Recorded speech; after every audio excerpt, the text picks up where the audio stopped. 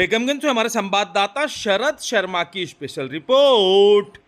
इस खबर के प्रस्तुत करता है बिट्टू यादव। बेगमगंज में श्री कृष्ण जन्माष्टमी का पर्व इस बार धूमधाम और भव्यता के साथ मनाया गया।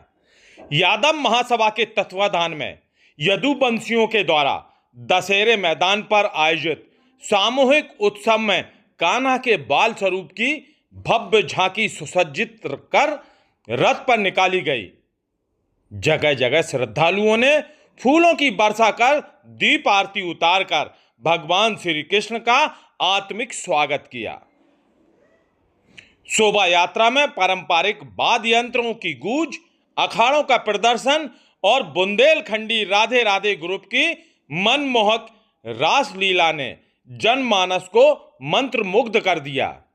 यह शोभा यात्रा भोपाल रोड, नया bus stand, Maharana Pratap road, शिवालय चौक, पुराने बस स्टैंड से होती हुई वापस दशहरे मैदान पहुंची।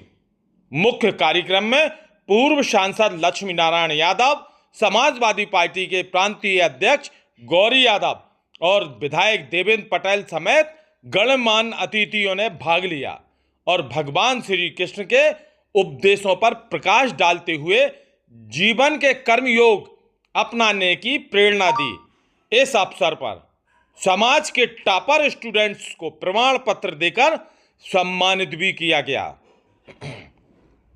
दही हांडी उत्सव।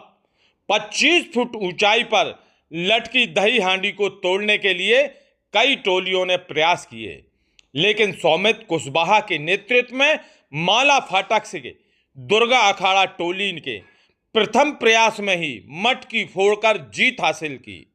विजेता गोविंदाओं को मुख्य अतिथि के द्वारा पुरस्कार दिया गया। इसके बाद 1000 लीटर दही हांडी का प्रसाद श्रद्धालुओं में वितरित किया गया। इधर नगर में घर घर और मंदिर में श्री कृष्ण जन्म उत्सव धूमधाम से मनाया गया।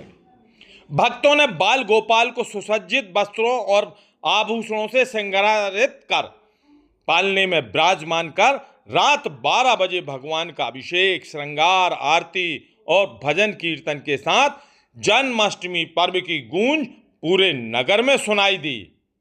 आपको यह भी जानना जरूरी है कि भगवान श्री कृष्ण का जन्म मथुरा की कारागार में हुआ था, जहां कंस ने उनकी माता देवकी और पिता वासुदेव को बंदी बनाकर रखा था। यह जन्म भाद्रपद मास के कृष्ण पक्ष की अष्टमी तिथि आधी रात को हुआ था। तभी से इस पावन दिन को जन्माष्टमी के रूप में पूरे देश और विश्व में हर्षोल्लास के साथ मनाया जाता है। मथुरा की कृष्ण जन्मभूमि आज भी श्रद्धालुओं के लिए एक महान तीर्थ स्थल है। यहाँ हजारों लाखों भक्त प्रतिदिन दर्शन करने और जन्माष्टमी उत्सव मनाने पहुंचते हैं। यह स्थान भक्तों के लिए केवल एक धार्मिक स्थान ही नहीं, बल्कि भगवान कृष्ण के जन्म और उनके अवतार की गवाही देने वाला पावन धाम है। कृष्ण जन्माष्टमी मंदिर में हर ओर श्रद्धालुओं की भीड़ है। घंटियों की गूंज, भजन कीर्तन और हरे कृष्णा हरे रामा का अखंड नाद चारों ओर गूंज रहा है।